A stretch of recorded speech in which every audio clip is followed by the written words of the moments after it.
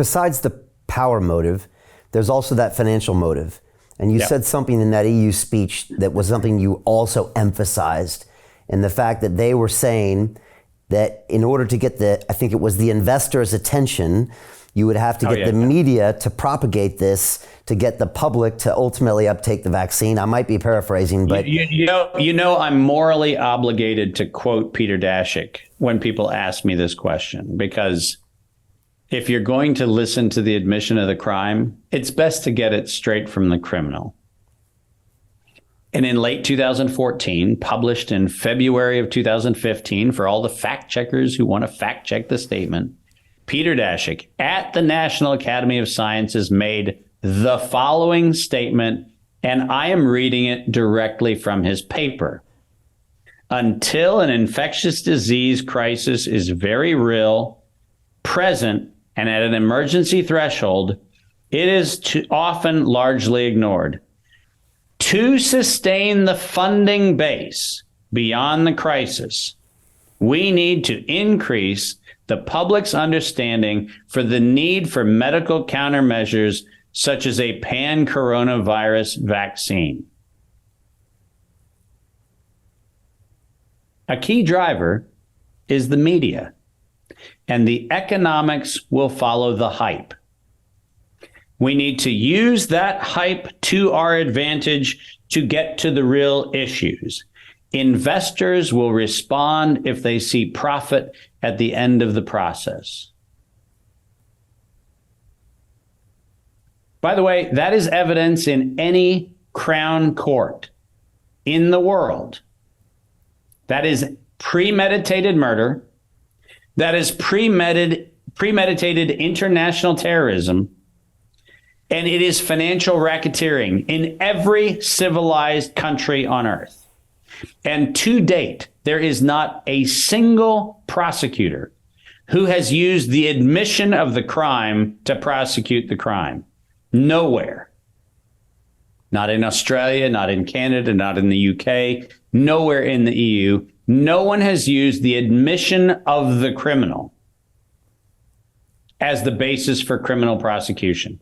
Which part of investors will respond if they see profit at the end of the process sounds to you like Johns Hopkins bullshit cover story of public health?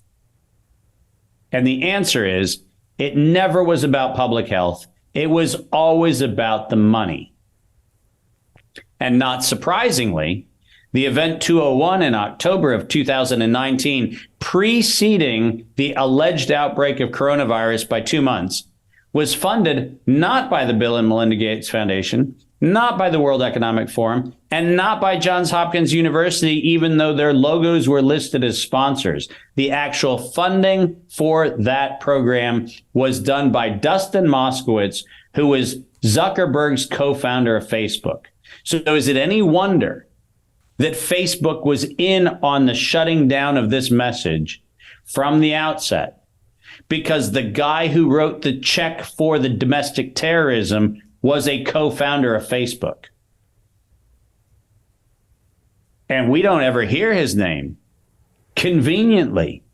You can't find, except my rants, you can't find his name mentioned anywhere.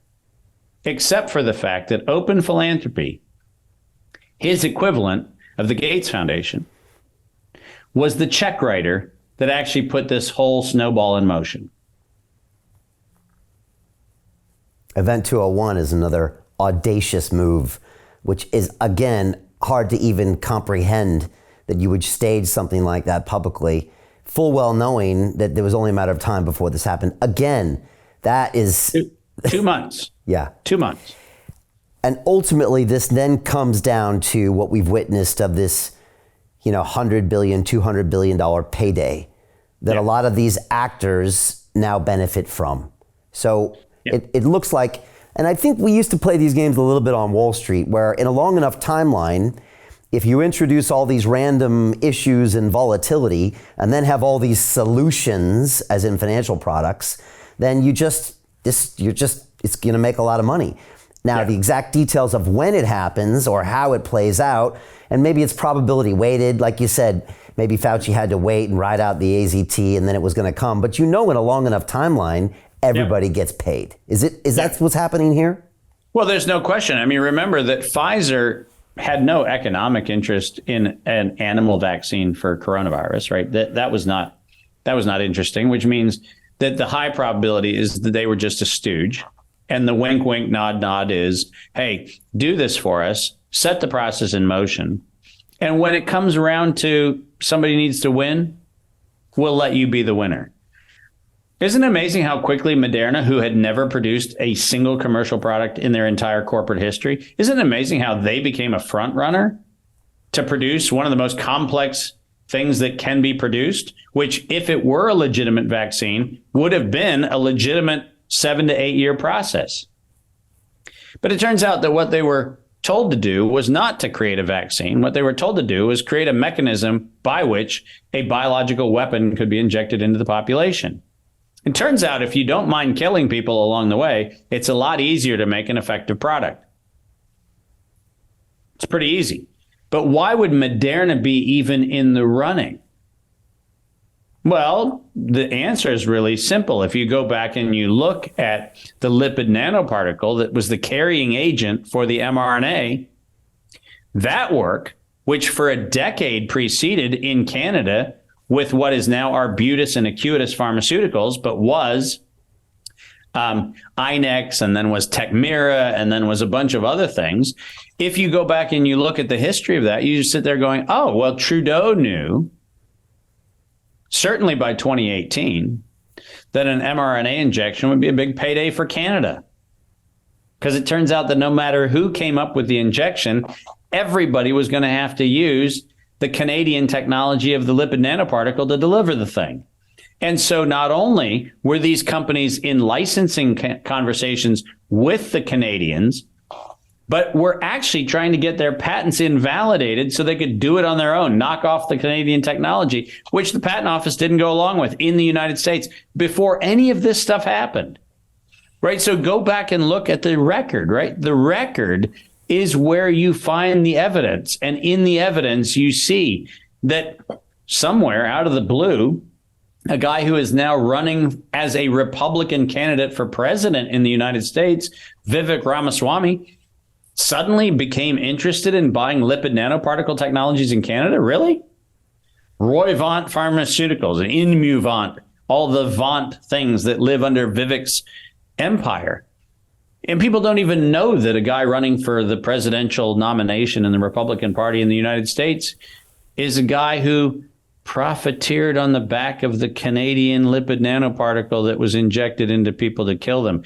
That might be an interesting thing to point out. If you were, I don't know, interested in things like facts, that may be fascinating. And it may be fascinating to go, well, I wonder how this guy, an Indian guy, just shows up on the scene as a presidential candidate. And I wonder if he has anything to do with any of the story that has just preceded. And what I'm saying is something where, once again, these are just disclosable facts. You can even look up on Wikipedia Vivek's profile, and before long you find out, oh my gosh, he really was the Arbutus Pharmaceuticals guy. He really was the lipid nanoparticle guy. He really was the guy who actually came up with this. These aren't my allegations. They're on his freaking Wikipedia page. Now, I happen to have his financial disclosures, and I happen to have a bunch of other stuff that makes it even worse. But the facts are the facts. And you're exactly right. What we have is a world where every single one of these things was a premeditated, racketeering, collusive, and ultimately genocidal campaign for commercial gain. That's it. So Jim Rickards has just recorded a video that's not available to anyone in the public, and he's going to be talking about how this upcoming recession is going to be fast, it's going to be bloody, it's going to be nasty. But at the same time, he's going to show you how you can position yourself to profit from all of this chaos. Now, we've made this video only available to our viewers. Go to londonreal.tv/Jim. Watch that immediately. I can't say enough good things about Jim Rickards. He understands the global economic system better than any guest I've ever had on London Real. His predictions are almost uncannily true, and you can learn how to profit from his vision, from his expertise, and his understanding of economics. So go to londonreal.tv/Jim or click the link below. It's an excellent, excellent look on what's going to happen in the future and how you can position yourself to profit from that. Jim is one of the best in the business, one of my favorite guests on London Real, and he's very, very good at predicting the future and showing us all to profit from it. So click the link, and I hope you enjoy. The greedy bankers are about to do it again.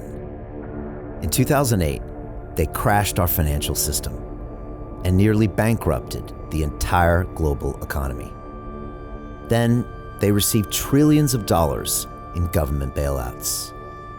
And after, they demanded fat bonuses paid for by you, the taxpayer. It turns out the banks haven't just been screwing the American taxpayers, they're also screwing over their investors. Turns out the banking industry is the worst place you could put your money, despite enormous taxpayer bailouts. Now the bankers are back to take away your financial freedom. They lie and tell you that cryptocurrency isn't safe. They try to make it illegal for you to choose how to invest your hard-earned money. They lie and say cryptocurrency is used by money launderers and criminals. But look at the record. It's the banks themselves that launder hundreds of billions of dollars every year to the biggest criminal operations in the world. Leaked documents have revealed how some UK banks have helped criminals, money launderers and Russians under sanctions. American authorities discovered that the Sinaloa cartel moved $881 million through HSBC accounts as bank officials turned a blind eye to the illegality. The bankers lie and say cryptocurrency is not a real investment. Meanwhile, the smartest CEOs in the world are buying billions and billions of it. The truth is that banks lie about cryptocurrency because it makes them scared. The banks take $9 trillion per year of your hard-earned money, and they are worried that they will finally be exposed. They're scared because crypto means they can no longer control your money, which means they can no longer control you. They are scared because you might actually understand your money and intelligently decide what to do with it. Now is the time for us to come together, fight back, and take control. It's time to educate ourselves, our families, and our communities. Because financial education means financial freedom. We know that cryptocurrencies will help us build the new decentralized financial system of the future. A banking system that is of the people, by the people, and for the people. A banking system where access to finance is a fundamental human right. A banking system that is free and fair and welcomes all humans on this earth. The DeFi revolution is happening. We, the people, can no longer be fooled. We choose to take control of our finances. We choose to take control of our freedom. We choose to take control of our future. Join us, and let's take back our financial freedom forever.